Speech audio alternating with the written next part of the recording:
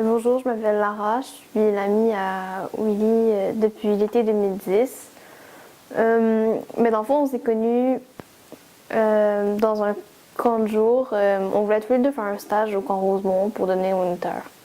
Puis, je l'ai connu dans ce temps-là, il avait pas recommencé sa transition, mais il m'avait déjà fait part, une semaine après qu'on se soit rencontrés, du fait que, dans le fond, il voulait changer de sexe. Je suis amie avec Willy depuis 2008, donc quand on était en secondaire 3. Donc, ouais, il m'a annoncé sa transsexualité quelques temps après, peut-être quelques mois après qu'on soit amis. Je vous dirais c'était en secondaire 4, donc un an après notre amitié. Il m'a annoncé sa transsexualité sur MSN. Ouais, il me dit, parce qu'il y avait un ami qui s'appelait Willy, et puis il me parlait toujours de Willy, et j'étais curieuse. Fait que je lui posais toujours des questions sur Willy, puis comment allait sa relation avec ce fameux Willy. Il m'a même donné l'MSN de Willy, donc je communiquais avec Willy et avec l'ancien Willy. Et c'est ça, une fois sur l'MSN, il me dit oui, en cas, tu sais, Willy, c'est moi. Là, j'ai dit de quoi Willy, c'est toi? Puis là, je me sentais un peu mal parce que je parlais avec Willy sur MSN, puis je parlais de Willy avec Willy. Et il m'a dit aussi que j'étais une des premières personnes à qui il a osé le dire. Et ça m'a beaucoup, beaucoup, beaucoup touchée.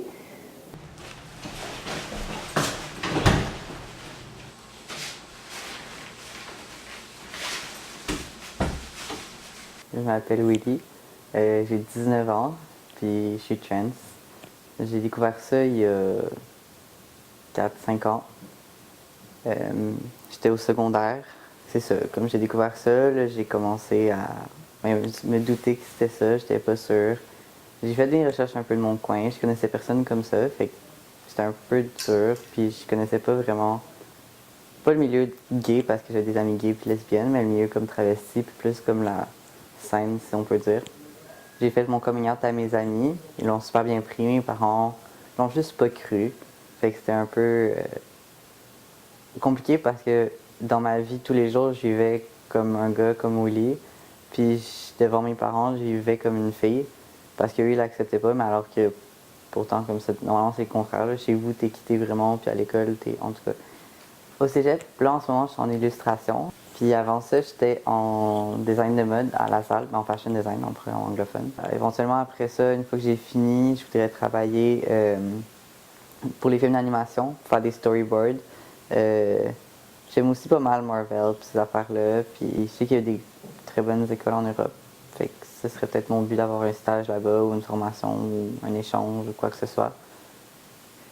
Comme je me suis toujours un peu douté, mais en fait pas que je me suis douté parce que quand j'étais jeune, je doutais pas. J'étais persuadée que j'étais un gars jusqu'à ce que ma puberté arrive. Puis c'est comme, c'est pas ça qui arrive à un gars normalement. Puis j'avais comme, bon, mais ça veut dire que je dois être une fille, mais j'ai essayé d'adhérer à cette image-là, de me convaincre que j'étais ça, mais tout, tu sais, chasser naturel, il revient au galop, c'était vraiment ça, comme... C'était vraiment naturel, c'est pour ça que j'ai rien forcé, puis je me sens vraiment à l'aise avec les choix que je fais aujourd'hui. En fait, je me suis jamais fait intimider, ni même vraiment insulter ou quoi que ce soit. J'ai vraiment eu de la chance pour ça. Quand je regarde comme autour de moi, puis tout le monde qui se fait intimider pour rien, ils ont rien comme qui va pas avec eux, ou alors juste comme ça un peu trop nerd ou whatever. Puis comme moi, j'avais tout pour me faire intimider, j'avais genre un allure pas conforme, si on peut dire. Tout. Puis pourtant, je sais pas, je suis toujours tombé sur des bonnes personnes. Ils savent pas, les gens sont pas au courant. Ils peuvent se douter de quelque chose, mais ils vont pas penser du tout à l'orientation sexuelle en premier. Apparemment, j'ai pas l'air gay. Ils ont peur de faire des gaffes, ils posent des questions parce que c'est nouveau, ils savent juste pas c'est quoi, justement. Fait que c'est pas tant une réaction, c'est plus comme une nouveauté, c'est une curiosité, ils savent pas trop où se placer, puis en même temps, ils sont tellement habitués d'avoir des gens qui protestent pour leur droit à comme l'appel que ils osent pas forcément poser des questions, ou ils vont poser des questions beaucoup trop directes, genre comme ok, non, je vous donnerai pas d'exemple parce que ça se dit comme pas dans une caméra. Fait que je vous laisse imaginer. Dans la vie, je suis plus attirée par les hommes en général, mais pas comme c'est un peu difficile à définir parce que je suis pas attirée par le fait que ce soit un gars, soit que c'est un gars qui est comme ah ok, peut-être que je pourrais être intéressée, c'est plus comme cette personne-là m'intéresse, puis ça la donne que c'est un gars. Mais ça la donne jamais vraiment que c'est une fille. Fait que, comme, oui, je pourrais être gay, mais en même temps, c'est pas n'importe quel gars, c'est pas tous les gars, c'est pas juste le fait que ce soit un gars. Fait que c'est un peu difficile à comme, définir. Puis c'est sûr que en plus de ça, c'est pas vraiment facile d'entrer dans une relation parce qu'il faut que moi j'ai confiance en la personne. Il faut que la personne soit prête à faire des sacrifices, à s'ouvrir. Il faut vraiment que lui fasse un bout de chemin intérieur aussi, puis qu'il sache ce qu'il veut, qu'il sache par quoi il est attiré.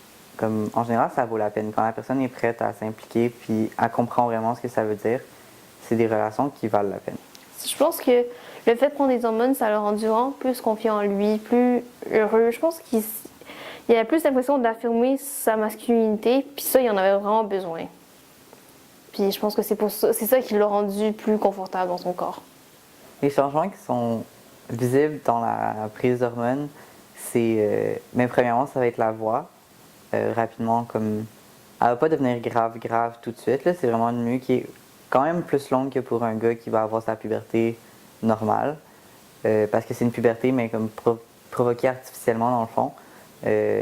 Comme tout corps a des hormones souvent qui peuvent provoquer cette puberté-là, mais ma voix, c'est la voix que j'aurais eue si j'étais née en gars parce que c'est mes gènes. Comme si on n'a pas genre rien implanté et tout. Fait que c'est vraiment des développements qui vont s'accentuer comme si on augmentait juste la proportion de gènes masculins que j'ai, mais sans modifier mon code génétique dans le fond. Fait que c'est ça, comme j'ai eu ma pilosité qui a embarqué, ma pomme d'Adam qui a poussé, ma voix qui est rendue plus grave, mes muscles. Puis aussi au niveau des émotions, c'est moins perceptible, mais tu as plus facilement accès à la colère. Tu vas être plus facilement irritable, en tout cas dans les premiers mois parce que tu gères moins bien. Puis tu as moins accès à la sensibilité.